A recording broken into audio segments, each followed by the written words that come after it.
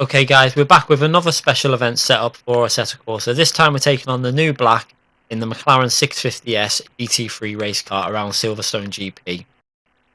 Okay, so we'll have a quick look at the details of the car. Obviously it's very similar statistics to the 12C GT3, but obviously with slightly revised suspension and downforce within the car.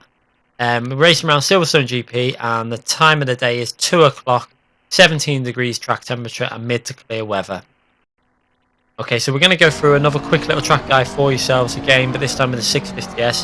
So we're going to make sure we get out of this last corner clean. We're running no traction control again. We're going to get into 4th gear before we get to this final corner, and then we're going to try and make sure we keep it nice and clean on the exit there. Going into 5th gear, and then briefly into 6th gear, then back down to 5th gear for this fast right-hander, where we're going to turn in just as the AstroTurf hits there and try and hit the curb in 5th gear.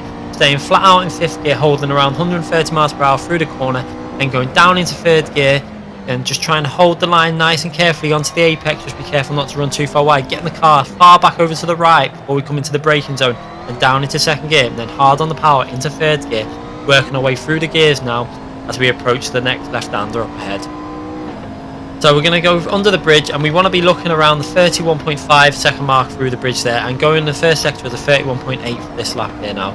And we're going to go into the braking zone, going down into 3rd gear, trying to hold that tight line, then on the power briefly before we're going back down into 3rd gear from 4th gear, holding a nice tight line again. I like to keep that line tight through there and get on the power as early as possible, working our way through with the gears again, going up into 5th gear, then 6th gear, and then we're going to turn in as the tarmac changes colour up ahead. You'll see the change in tarmac colour. We're going to go down into 5th gear, try and hold it in 5th gear through this corner. We actually slightly miss the apex there. We run wide and have to lift off the throttle ever so gently there just to watch the car doesn't spin.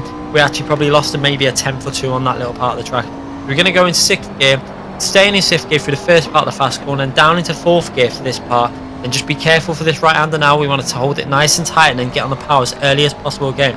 Going into 5th gear as we get onto the straight, and we'll go through the first sector there to 124.8. So anything under 125 and you'll be on for a very good lap. We should have probably been a little bit 3 tenths faster at this stage, but it was an okay lap so far. And then going into the next braking zone, going down into 4th gear through this corner, then on the power as early as possible without running wide. Then we're going to go into 5th gear and look for the braking zone. We're going to brake just before the curb again on the right there, going down into 2nd gear, trying to clip the apex of that curb, and into 3rd gear before we hit this corner now, then accelerating hard now all the way over the line. And we're going to go over the line for a 1 minute 58.8, I think it is. Let's just double check. Yeah, it's a 1:58.8. There was definitely a low 58 in the track, but this was I literally only had about 15 minutes on this track because I knew it very well from the 12C version. So this setup feels really good and should dominate online, I think, if you get used to it. If you're struggling with the back end, just remember to alter it down with the traction control if you're struggling. I personally think it's fine without it on. So we're looking at the setup there, 71 brake bias, 0.5 on the downforce. Feels really nice for this car. Gearing, just follow what I've got on there. I haven't made too many individual gear changes. It felt reasonably nice. Power on 10 and the differential on the coast on 55 feels really nice. Felt just enough grip through the corners when off the power, and enough grip to put your foot down early on the power coming out of the corners. Suspension, we've made quite a few alterations within the suspension, as you'll see in a minute. And remember, if you are struggling with a bit of the rear end locking up, etc., just alter that differential up slightly.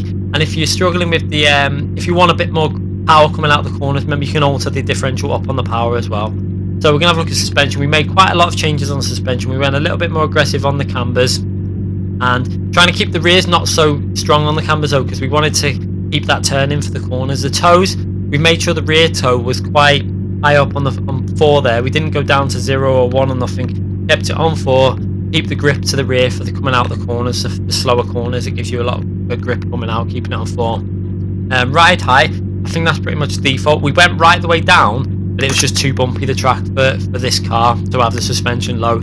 So we went straight back up to the default, which, well, I think it was a default. We went all the way back up to that and found that that was the best setting. 60/45 felt really nice.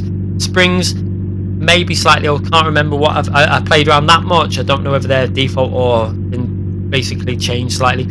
Anti-roll bars, that's what 10.7 felt nice again. Dampers, I've altered a few things again on the rear, just trying to give more rear stability throughout the setup, just to give us that grip throughout coming out of some of the tighter bends while still getting a lot of turning. As you can see from the setup and the lap we just did, the setup worked really well. I mean, there's probably, it may be a 157 in the setup, which should be pretty good for online racing.